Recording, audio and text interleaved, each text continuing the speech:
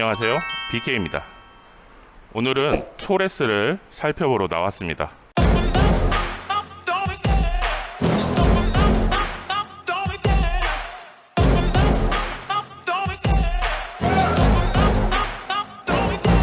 Love the chase and the hunt, and I set the pace when I'm running. I always take what I want and I always give it 100. Don't need a bank, no I'm funded. Play the game like it's nothing. I'm always thankful for something. Don't take for granted, stay humble. Now wake up! 전에 투표를 하나 올렸었잖아요. 그때 토레스 아반떼를 과연 위협을 하는가 안 하는가 투표를 올렸었는데 많은 분들이 위협을 하지 않는다 라고 답변을 해주셨어요. 그래도 혹시 몰라서 토레스를 구경하러 쌍용 자동차 전시장에 나와봤습니다. 저도 쌍용 자동차를 많이 구입을 했었어요. 정말 오래된 코란도, 구형 코란도죠. 구형 코란도하고 무쏘도 두 개를 소유를 했었어요. 무쏘 230하고 290하고. 그래서 SUV에 하면 쌍용이라고 생각하는 그런 사람 중에 하나고요. 쌍용이 계속 몇 년간 힘들어하는 상태인데요. 이번 토레스가 출시되면서 많은 분들의 관심을 받으면서 쌍용차가 살아날 분위기를 보이고 있는 것 같아요. 저도 쌍용차가 살아나길 바라고 있는 사람 중에 하나고요. 외관부터 살펴보면서 리뷰해 보도록 하겠습니다. 그리고 저는 전문가가 아니기 때문에 전문가가 아닌 시선으로 그냥 보도록 할게요.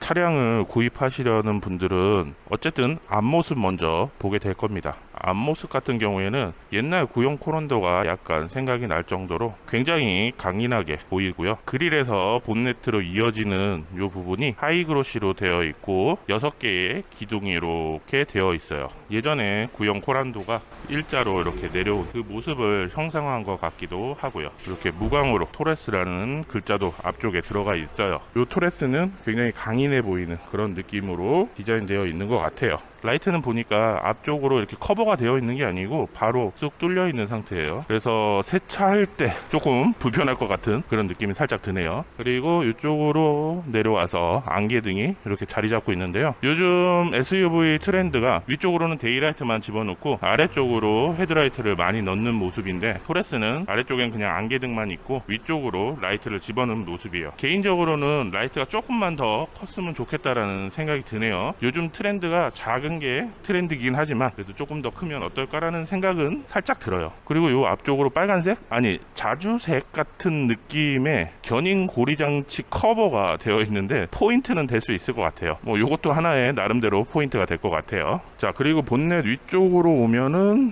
여기 뭐 장식 같은 게 하나 있는데요. 개인적으로는 별로 취향은 아니고요. 본넷 가운데 윈드실드와 연결되는 부위가 이렇게 무광 플라스틱으로 되어 있어요. 모양을 내기 위해서 한 건지 아니면 뭔가 기능이 있는지는 잘 모르겠습니다.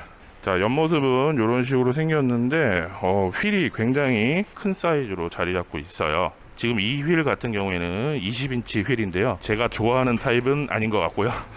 그래도 광인하게 보이는 거는 맞는 것 같아요. 사이드 미러 쪽 왔는데요. A필러가 블랙 하이그로시로 되어 있네요. 그리고 사이드 미러에는 은색으로 되어 있는데 개인적으로는 블랙색으로 되어 있으면 어떨까라는 생각도 살짝 드네요. 사이드 미러는 굉장히 크기가 커요. 그리고 아래쪽으로 이렇게 발판이 되어 있는데요. 발판은 생각보다 보이지 않아요. 보이지 않는데 문을 열고 보면은 이렇게 크게 자리 잡고 있어서 타고 내릴 때 불편함 없이 이용이 가능할 것 같은데요. 지금 발로 이렇게 밟아봤는데요. 굉장히 튼튼할 것 같아요. 근데 소재는 그렇게 튼튼해 보이지는 않거든요. 지금 올라서 보니까 굉장히 튼튼해 보이네요. 자, 그리고 옵션으로 달 수 있다는 스토리지 박스라고 하는데요. 개인적으로는 별로 이게 썩 좋아 보이진 않는데요. 뭔가 새로운 느낌은 들긴 하네요. 그리고 이쪽에 열쇠 구멍도 있는데요. 열쇠로 열어야 되는 옛날 감성이 느껴지네요. 자, 뒤쪽으로 왔는데요. 뒤쪽에는 리어 램프가 이런 식으로 생겼는데요. 굉장히 입체적으로 생겼어요. 볼록볼록 튀어나오게 디자인이 되어 있네요. 일단 세차할 때는 조금 불편할 것 같긴 한데 굉장히 뭐랄까 조금 더 튀어나와도 될 것 같은 그런 느낌이에요. 예전에 코란도 같은 경우에는 아예 차체 밖에 리어 등이 붙어 있었는데 그런 느낌을 살렸어도 더 좋았을 것 같긴 해요. 그리고 트렁크 문 손잡이가 이렇게 달려 있는데요. 이쪽 안쪽에는 트렁크를 열 수 있는 버튼이 숨겨져 있고요. 트렁크는 자동으로 열리게 되어 있습니다. 예전에 코란도 보면 뒤에 타이어가 달려 있었잖아요. 그런 느낌을 살리기 위해서 이런 식의 모양을 낸 것 같기도 하고요. 아래쪽 범퍼는 앞쪽 모양하고 비슷하게 디자인이 되어 있어요. 앞뒤가 비슷한 느낌을 가져갈 것 같기도 하고요. 이제 앞으로 토레스가 많이 돌아다니게 되면 운전을 하다 보면 많이 볼 수 있는 모습이 이런 모습이 될 것 같아요.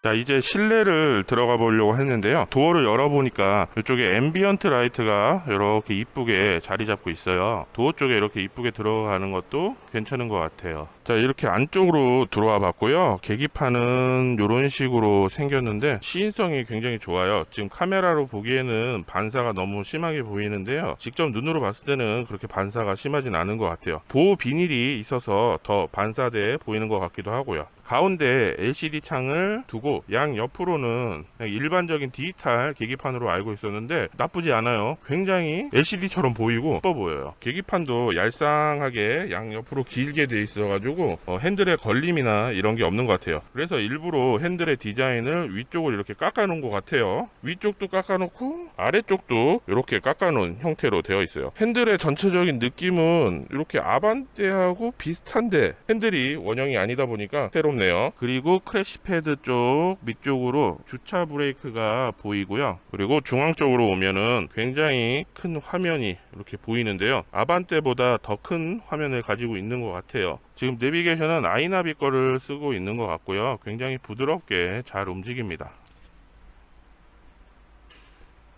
아반떼의 내비게이션보다 더 잘 움직이는 것 같고요. 그리고 전체적으로 메뉴들이 깔끔하게 나열이 되어 있어요. 아반떼는 아이콘들이 다닥다닥 있어가지고 조금 보기 불편했는데 실제로 나열이 되어 있어가지고 보기는 더 좋아 보이네요. 공조장치도 이렇게 볼 수 있는데요. 공조장치는 아래쪽으로 내려와 보면 한 7인치 정도 되어 보이는 LCD 창에 이렇게 공조 표시가 되어 있는데요. 공조는 여기서 조절을 할 수 있는 것 같고요. 그리고 각종 버튼으로 되어 있어야 할 것들이 그냥 여기 LCD 안에 다 들어있네요. 오토 홀드 기능이라든가 스탑앤고 버튼이라든가 드라이브 모드 버튼, 그 다음에 트렁크 여는 거, 그 다음에 열선 이런 것들이 버튼으로 안 돼 있고 이 화면 안에 다 들어와 있어요.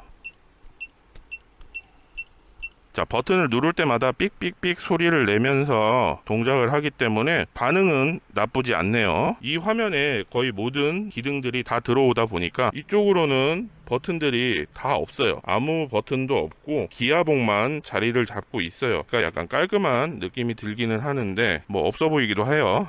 그리고 수납 공간은 굉장히 넓어요. 많은 것들을 수납은 할 수 있을 것 같은데 약간 커버 같은 걸로 안 덮여 있다 보니까 깔끔하지는 않을 것 같습니다. 그리고 이 차량은 지금 실내도 블랙 색상으로 되어 있는데요. 블랙 같은 경우에는 이런 느낌으로 실내가 되어 있는데요. 각 실내 색상마다 조금씩 다른 느낌을 보여준다고 하네요. 색상은 여러 가지 살펴보시면서 골라보시는 게 좋을 것 같아요. 실내등은 전부 이렇게 LED로 되어 있고요. 화장등도 LED로 되어 있네요. 자, 뒷좌석 쪽에 왔는데요. 뒷좌석 도어에는 앰비언트가 들어가 있지는 않네요. 그리고 뒤에 도어에는 이렇게 수동식 햇빛 가리개도 제공되고 있네요. 이게 굉장히 유용하다고 생각하는데요. 비싼 차들에만 많이 들어가는 옵션이죠. 그런데 토레스에도 이렇게 들어가 있네요. 뒤쪽으로 에어컨 송풍구는 마련되어 있고 USB 연결 단자가 2개가 이렇게 되어 있는데 지금 화면이 어두워서 잘 안 보이시겠죠? 그리고 앉았을 때 그렇게 나쁘지는 않고요. 살짝 딱딱한 정도 느낌이 들긴 하네요. 그리고 무릎 공간도 굉장히 많이 남아있는 상태고요. 생각보다 많이 넓어요. 그리고 시트는 살짝 뒤로 넘어가기는 하는데 그렇게 많이 넘어가진 않고요. 비닐이 씌워져 있어가지고 정확하게 어느 정도인지 보여드리기가 약간 애매하긴 합니다. 그래도 살짝 뒤로 넘어가다 보니까 장거리 운행 시에는 살짝 뒤로 젖힐 수 있어서 좋은 것 같아요. 이제 앞으로 한번 젖혀볼게요. 자, 시트를 앞쪽으로 이렇게 젖혀보면 거의 평평하게 펴지는 걸 볼 수가 있고요. 그리고 시트 뒤쪽에 있는 마감재라고 해야 되나요? 이 부분이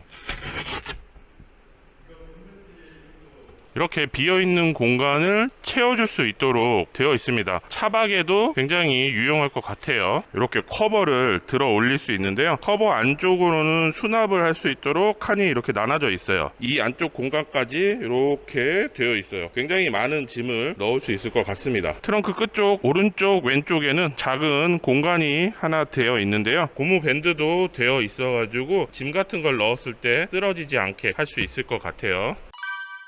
자, 이렇게 오늘 토레스에 대해서 살펴봤는데요. 토레스의 가격이 3천만원 정도면 좋은 옵션으로 구입을 할 수 있는 걸로 알고 있습니다. 아반떼도 3천만원 정도면 아반떼 N9 풀옵션 정도를 구입할 수 있는 걸로 알고 있고요. 그러다 보니까 어느 정도 가격대가 부딪히는 게 사실이네요. 그리고 토레스를 지금 살펴보니까 여러 가지 옵션들이나 이런 것들이 굉장히 잘 만들어진 차라고 생각이 들고요. SUV를 좋아하시는 분들이 분명 좋아할 만한 그런 차임에는 틀림이 없는 것 같아요. 쌍용 자동차가 힘들다고 많이 나오니까 토레스가 많이 견인을 해서 쌍용 자동차가 회생을 했으면 하는 바람을 가지고 있습니다. 저도 토레스 한 대 가지고 싶네요. 오늘 영상 여기까지 하도록 하겠습니다.